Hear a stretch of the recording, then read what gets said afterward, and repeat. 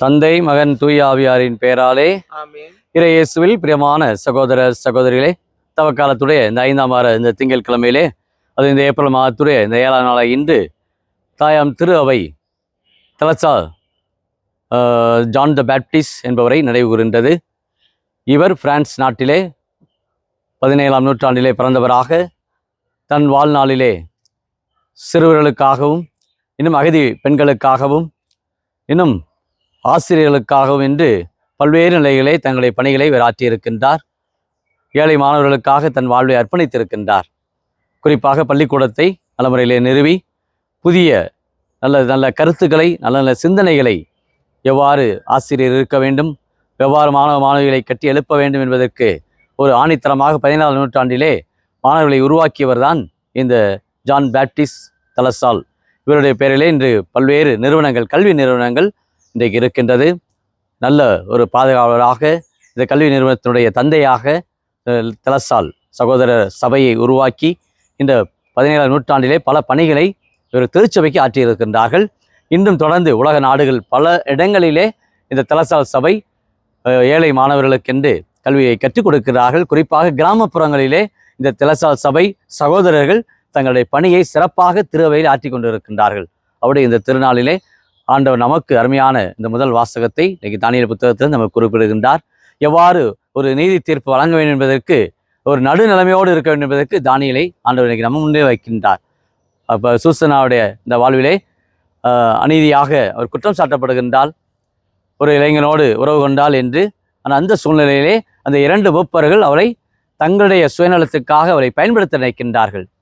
ஆனால் ஆண்டவருக்கு உண்மையாக நான் வாழ வேண்டும், நான் பாவம் செய்வதை விட ஆண்டவருக்கு நான் என்னுடைய வாழ்வு முழுமையாக அர்ப்பணிக்க வேண்டும் என்ற இந்த உயர்ந்த எண்ணத்திலே தன் வாழ்நாளிலே கடவுளை புகழ்ந்தவளாக, கடவுளை போற்றியவளாக, தன் வாழ்நாள் முழுமையாய் கடவுளுக்கு உண்மையுள்ளவளாக வாழ்ந்திருக்கின்றாள் இந்த சூசன்னா.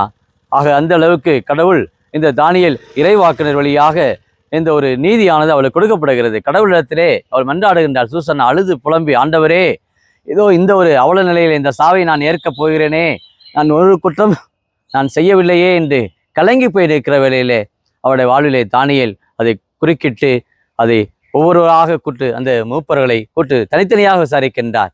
நீ எங்கு பார்த்தாய் என்று கேட்கிற பொழுது ஒருவன் சொல்கிறான், விளாமரத்தடையிலே பார்த்தேன் என்று. இப்படி நீ தவறாக நீ இப்படி தீர்ப்பு கூறாதே என்று அவனை கடிந்து கொள்ளுகின்றார்.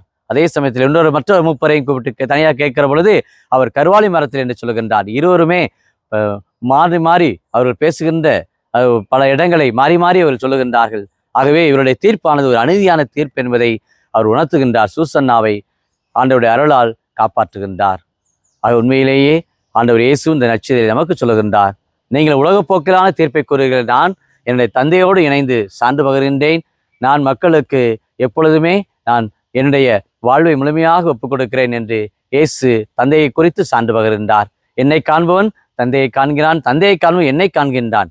ஆக நாங்கள் தந்தையோடு இணைந்து கடவுளுடைய திட்டத்தை நான் நிறைவேற்றுகிறேன் என்று சொல்லுகின்றார். ஆக தானியேலும் கடவுளுக்கு உண்மையான வகையிலே தன் வாழ்நாள் முழுமையாய் வாழ்ந்து இறை திட்டத்துக்கு பணிந்து நடந்து கடவுளுடைய அந்த ஒரு நீதி தீர்ப்பை சூசனாவுக்கு கொடுத்து காப்பாற்றுகின்றார்.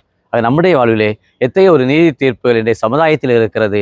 இன்றைக்கு நீதி தீர்ப்புகள் ஒழுங்குமுறையாக இருக்கிறதா அல்லது சின்னாபின்னமாக சிதறுகிறதா? இன்றைக்கு அநேகருடைய வாழ்க்கையிலே அநீதி தீர்ப்புகள் தான். எங்கு பார்த்தாலும் பணத்துக்காக, தங்களுடைய சொத்துக்காக என்று பல்வேறு சூழ்நிலையிலே சுயநலத்தினுடைய தீர்ப்புகளை அதிக பார்க்கிறோம். ஆனால் இயேசு இந்த தவக்காலத்தில் 5ஆம் வாரத்திலே நம் ஒவ்வொருவருக்கும் கூறுகின்றார், உண்மையான தீர்ப்புகளை நம் ஒவ்வொருவருக்கும் நாம் வழங்குவதற்காக இயேசு நம்மோடு வாழ்கின்றார். ஆக எத்தனை ஒரு நாம் தீர்ப்புள்ளவர்களாக இன்றைக்கு நாம் வாழ்ந்து கொண்டு இருக்கிறோம். பிறரை நாம் தீர்மானிக்கின்ற பொழுது நம்முடைய சுயநல போக்கிலே நாம் தீர்ப்பிடுகிறோமா அல்லது பொதுநலத்திற்காக, பிறநலத்திற்காக நாம் ஒவ்வொரு நாளும் கடவுளை மையப்படுத்திய ஒரு வாழ்வை இன்றைக்கு வாழ்ந்து உண்மையோடு வாழ்கிறோமா என்பதை சிந்திப்பவர்களாக இந்த நாள் சிந்தனையிலே நாம் தூய ஜான் பேப்டிஸ்ட் அந்த தலசால் அவரை பின்பற்றி ஏழை எளியவர்களுக்கு நீதியோடும் உண்மையோடும் செயல்பட்டது போல, கல்விக்காக தன் வாழ் முழுமையை அர்ப்பணித்தது போல நாமும் நம்முடைய வாழ்விலே உயிரை ஒன்றிப்புக்காக, உண்மையான வாழ்வுக்காக வாழ இத்தவக்காலத்திலே ஆண்டவருடைய அருளை வேண்டுவோம். ஜெபிப்போமாக.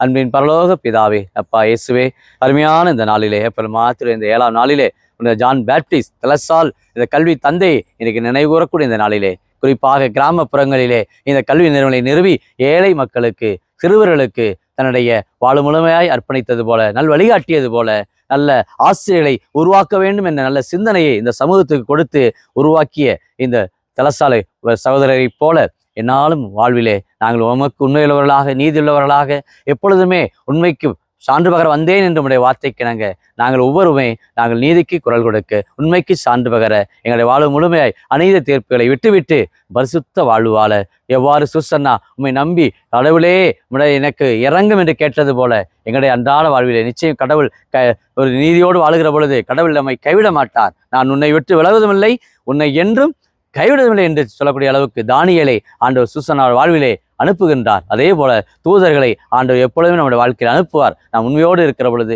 நேர்மையோடு வாழுகிற பொழுது கடவுளுடைய பிரசன்னம் நம்மை வாழ்விக்கிறது என்ற சிந்தனையிலே தொடர்ந்து ஜெபிப்போம். ஆமீன்.